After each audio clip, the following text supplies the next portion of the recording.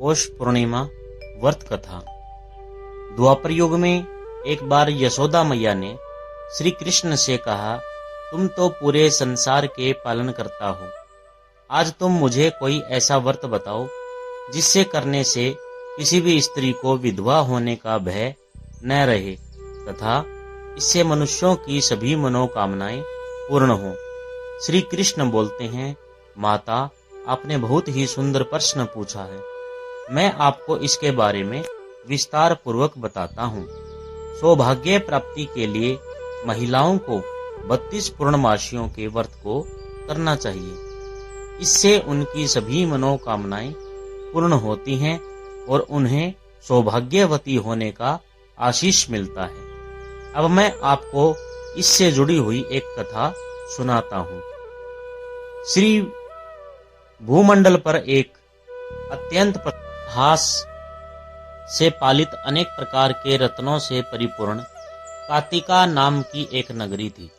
वहां पर धनेश्वर नाम का एक ब्राह्मण था और उसकी स्त्री अति सुशीला रूपवती थी। दोनों ही उस नगरी में बड़े प्रेम के साथ रहते थे। घर में धन धान्य आदि की कमी नहीं थी, लेकिन उनको एक बड़ा दुख था कि उनके कोई संतान नहीं थी। इस कष्ट से वह अत्यंत दुखी रहते थे। एक दिन एक बड़ा तपस्वी योगी उस नगरी में आया। वह योगी उस ब्राह्मण के घर को छोड़कर अन्य सब घरों से भिक्षा लाकर भोजन किया करता था, लेकिन रूपवती से वह भिक्षा नहीं लिया करता था। एक समय वह किसी अन्य घर से भिक्षा लेकर गंगा किनारे जाकर भिक्षा अन्न को प्रेम पूर्वक खा रहा था। भी धनेश्वर ने योगी को देखा और अपनी भिक्षा के अनादर से दुखी होकर योगी से बोला, हे महात्मा, आप सब घरों से भिक्षा लेते हैं, परंतु मेरे घर की भिक्षा कभी भी नहीं लेते, इसका कारण क्या है? योगी ने कहा, निसंतान के घर की भीख पतितों के अन्न के तुल्य होती है, और जो पतितों का अन्न खाता है वह भी पतित हो जाता है। तुम निसंतान हो, अतः पतित हो जाने के भय से मैं तुम्हारे घर की भिक्षा नहीं लेता हूँ। धनेश्वर यह बात सुनकर अपने मन में बहुत दुखी हुआ और हाथ जोड़कर योगी के पैरों में गिर पड़ा। आर्त भाव से कहने लगा, हे महाराज, यदि ऐसा है तो आप मुझको पुत्र प्राप्ति का उपाय बताइए। आप सर्वज्ञ हैं, मुझ पर अवश्य कृपा की मेरे घर में कोई भी कमी नहीं है, परंतु मैं पुत्र न होने के कारण अत्यंत दुखी हूँ। आप मेरे इस दुख का हरण करें, आप समर्थवान हैं। यह सुनकर योगी कहने लगे, हे ब्राह्मण, तुम चंडी देवी की आराधना करो। घर आकर उसे अपने स्त्री से सब वृतांत कहा और स्वयं तप के निमित्त वन में चला गया। वन में जाकर उसने चंडी देवी की उपासना की और व्रत किया। चंडी देवी ने 16वें दिन उसको स्वप्न में दर्शन दिया और कहा, हे धनेश्वर, तुझे पुत्र होगा, परंतु वह 16 वर्ष की आयु में ही मृत्यु को प्राप्त हो जाएगा। यदि तुम दोनों पति पत्नी 32 पूर्णमासियों का व्रत विधि पूर्वक करोगे तो वह दीर्घ आयु को प्राप्त होगा। जितनी तुम्हारी सामर्थ्य हो उतने आटे के दिए बनाकर शिव जी का पूजन करना और पूर्णमासी का व्रत रखना। प्रातः काल होने पर इस स्थान के समीप ही तुम्हें एक आम का वृक्ष दिखाई देगा। उस पर चढ़कर एक फल तोड़कर शीघ्र अपने घर चले जाना और अपनी स्त्री से सब वृतांत को कह देना। जब वह श्री शंकर जी का ध्यान करके उस फल को खा लेगी, तब भगवान शंकर की कृपा से वह गर्भवती हो जाएगी। जब वह ब्राह्मण प्रातः काल उठा तो उसने उस स्थान के पास ही एक आंब का वृक्ष देखा, जिस पर एक आंब का फल लगा हुआ था। उस ब्राह्मण ने उस आंब के वृक्ष पर चढ़कर उस फल को तोड़ने का प्रयत्न किया, परंतु कई बार प्रयत्न करने पर भी वह वृक्ष पर न चढ़ पाया।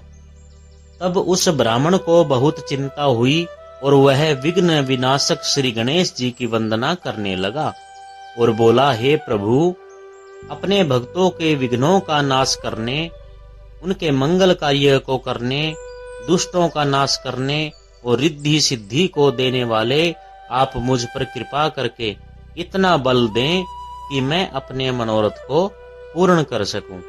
इस प्रकार गणेश जी की प्रार्थना करने पर उनकी कृपा से धनेश्वर वृक्ष पर चढ़ गया। उसने एक अति सुंदर आंब का फल देखा। उसने विचार किया कि जो वरदान से फल मिला था वह यह है और कोई फल दिखाई देता नहीं। उस धनेश्वर ब्राह्मण ने जल्दी से उस फल को तोड़कर अपनी पत्नी को लाकर दिया और उसकी स्त्री ने अपने पति के कथन अनुसार उस फल को खा लिया। के पश्चात वह गर्भवती हो गई। देवी जी की असीम कृपा से उसे एक अत्यंत सुंदर पुत्र की प्राप्ति हुई, जिसका नाम उन्होंने देवीदास रखा। माता पिता के हर्ष और शौक के साथ वह बालक शुक्ल पक्ष के चंद्रमा की भांति बढ़ने लगा। भवानी की कृपा से वह बालक बहुत सुंदर, सुशील और पढ़ने में बहुत ही निपुण हो गया। माँ चंडी देवी की आज्ञा अनुसार उसके माता पिता ने 32 पूर्णमासी का व्रत रखना प्रारंभ कर दिया, जिससे उसका पुत्र दीर्घ आयु हो जाए। 16वां वर्ष लगते ही देवीदास के माता पिता को बड़ी चिंता हो गई, कहीं उनके पुत्र की इस वर्ष मृत्यु न हो जाए। इसलिए उन्होंने अपने मन में विचार किया कि यदि यह दुर्घटना उनके सामने हो गई तो वो कैसे सहन करेंगे। उन्होंने देवीदास के मामा को बुलाया और कहा कि हमारी इच्छा है कि देवीदास 1 वर्ष तक काशी में जाकर विद्या का अध्ययन करे और हम उसको अकेला भी नहीं छोड़ना चाहते, इसलिए साथ में तुम चले जाओ और 1 वर्ष के पश्चात उसको वापिस लौटा लाना। सब प्रबंध करके उसके माता पिता ने काशी जाने के लिए देवीदास को एक घोड़े पर बैठाकर उसके मामा को उसके साथ विदा कर दिया। धनेश्वर ने अपनी पत्नी के साथ अपने पुत्र की मंगल कामना तथा दीर्घ आयु के लिए भगवती दुर्गा की आराधना और पूर्णमासियों का व्रत करना आरंभ कर दिया। इस प्रकार उन्होंने 32 पूर्णमासी का व्रत पूरा किया। कुछ समय पश्चात एक दिन वह दोनों मामा और भांजा मार्ग में रात्रि बिताने के लिए किसी ग्राम में ठहरे हुए। उस दिन उस गांव में एक ब्राह्मण की अत्यंत सुंदरी, सुशीला, विदुषी और गुणवती कन्या का विवाह होने वाला था। जिस धर्मशाला के अंदर वर और उसकी बारात ठहरी हुई थी, उसी धर्मशाला में देवीदास और उसके मामा भी ठहरे हुए थे। संयोगवश कन्या को तेल आदि चढ़ाकर मंडप आदि का कृत्य किया जा रहा था, लेकिन लगन के समय वर को एक वायु रोग, जिसमें शरीर धनुष की तरह झुककर टेढ़ा हो जाता है, वो हो गया। इस कारण वर के पिता ने अपने परिवारजनों से परामर्श करके इसका निश्चय किया कि यह देवीदास मेरे पुत्र जैसा ही सुंदर है, मैं इसके साथ ही लग्न करा देता हूँ और बाद में विवाह के अन्य कार्य मेरे लड़के के साथ हो जाएंगे। ऐसा सोचकर उन्होंने देवीदास के मामा से जाकर बोला कि तुम थोड़ी देर के लिए अपने भांजे को हमें दे दो, जिससे विवाह के लग्न के सारे कृत्य सुचारू रूप से हो सकेंगे। तब उसका मामा कहने लगा कि जो कुछ भी कन्यादान के समय वर को मिले वह सब हमें दे दिया जाए, तो मेरा भांजा इस बारात का दूल्हा बन जाएगा। यह बात वर के पिता ने स्वीकार कर ली और उसने अपने भांजे को वर बनने के लिए भेज दिया और उसके साथ सब विवाह कार्य रात्रि में विधि पूर्वक संपन्न हो गया। पत्नी के साथ वह भोजन न कर सका और अपने मन में सोचने लगा कि न जाने यह कैसी स्त्री होगी। वह एकांत में इस सोच में पड़ गया तथा उसकी आंखों में आंसू आ गए। तब वधू ने पूछा कि क्या बात है, आप इतने उदासीन व दुखी क्यों हो रहे हैं। उसने सब बातें जो वर के पिता व उसके मामा में हुई थी उसको बतला दी।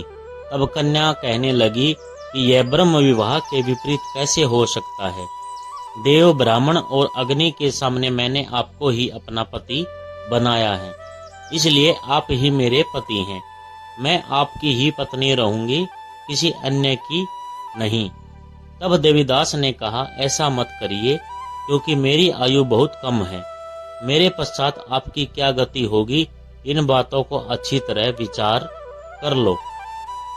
परंतु वह दृढ़ विचार वाली स्त्री थी, बोली कि जो आपकी गति होगी वही मेरी होगी।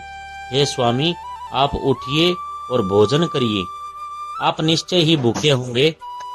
इसके बाद देवीदास और उसकी पत्नी दोनों ने भोजन ग्रहण किया तथा शेष रात्रि वे सोते रहे। यह काल देवीदास ने अपनी पत्नी को 3 नंगों से जुड़ी हुई एक अंगूठी दी, एक रुमाल दिया और बोला, हे प्रिय, इससे लो और संकेत समझकर स्थिरचित्त हो जाओ।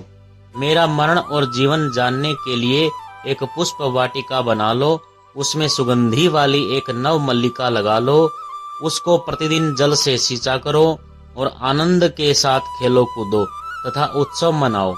जिस दिन मेरा प्राणांत होगा ये फूल सूख जाएंगे और जब ये फिर हरे हो जाएं तो जान लेना कि मैं जीवित हूँ। यह समझाकर वह चला गया। प्रातःकाल होते ही वहां पर गाजे बाजे बजने लगे। जिस समय विवाह के कार्य समाप्त करने के लिए वर तथा सब बराती मंडप में आए तो कन्या ने वर को भली प्रकार से देखकर अपने पिता से कहा कि यह मेरा पति नहीं है, मेरा पति वही है जिसके साथ सत्र में मेरा पानी ग्रहण हुआ था। इसके साथ मेरा विवाह नहीं हुआ है। यदि यह वही है तो बताएं कि मैंने इसको क्या दिया। मधुपर्क और कन्यादान के समय जो मैंने भूषण आदि दिए थे उन्हें दिखाएं तथा रात में मैंने क्या गुप्त बातें कही थी वह सब सुनाएं। पिता ने उसके कथन अनुसार वर को बुलवाया गया। कन्या की यह सब बातें सुनकर वह कहने लगा कि मैं कुछ नहीं जानता। इसके पश्चात लज्जित होकर वहां से चला गया और सारी बारात भी अपमानजनित होकर के वहां से लौट गई। भगवान श्री कृष्ण बोले, हे माता, इस प्रकार देवीदास काशी विद्या अध्ययन के लिए चला गया। जब कुछ समय बीत गया तो काल से प्रेरित होकर एक सर्प रात्रि के समय उसको डसने के लिए वहां पर आया। विषधर के प्रभाव से उसके शयन का स्थान चारों ओर से विष से विषैला हो गया, परंतु व्रत के प्रभाव से उसको काट न पाया, क्योंकि पहले ही उसकी माता ने 32 पूर्णिमा का व्रत कर रखा था। इसके बाद मध्याह्न के समय स्वयं काल वहां पर आया और उसके शरीर से उसके प्राणों को निकालने का प्रयत्न करने लगा, जिससे वह मूर्छित होकर पृथ्वी पर गिर पड़ा। भगवान की कृपा से उसे उसी समय पार्वती जी के साथ भगवान शंकर जी भी वहां आ गए। उसको मूर्छित दशा में देखकर पार्वती जी ने भगवान शंकर से प्रार्थना की कि हे प्रभु, इस बालक की माता ने पहले 32 पूर्णिमा का व्रत किया था, जिसके प्रभाव से हे भगवान आप इनको प्राण दान दे। भवानी के कहने पर भक्त वत्सल भगवान शिव ने उसको प्राणों की दान दे दिया। प्रभाव से काल को भी पीछे हटना पड़ा। देवीदास स्वस्थ होकर के बैठ गया। उधर उसकी स्त्री उसके काल की प्रतीक्षा किया करती थी। तब उसने देखा कि उस पुष्प वाटिका में पुत्र पुष्प कुछ भी नहीं रहे तो उसको अत्यंत आश्चर्य हुआ। तो वह वैसे ही हरी भरी हो गई तो जान गई कि वो जीवित है। यह देखकर बहुत मन प्रसन्न हुआ। पिता के कहने लगी कि पिताजी, मेरे पति जीवित हैं, अब उनको ढूंढना शुरू करें। 16वां वर्ष व्यतीत हो गया तो देवीदास ने भी अपने मामा के साथ काशी चल दिया। फिर उसके ससुर उसे ढूंढने के लिए अपने घर से जाने वाले ही थे कि वह दोनों मामा भांजा वहां पर आ गए। देवीदास को आता देखकर उसका ससुर बड़ी प्रसन्नता के साथ अपने घर में ले आया। उस समय नगर के निवासी भी वहां इकट्ठे हो गए और सब ने निश्चय किया कि अवश्य ही इस बालक के साथ इस कन्या का विवाह हुआ था। उस बालक को जब कन्या ने देखा तो पहचान लिया और कहा कि यह तो वही है जो संकेत करके गया था।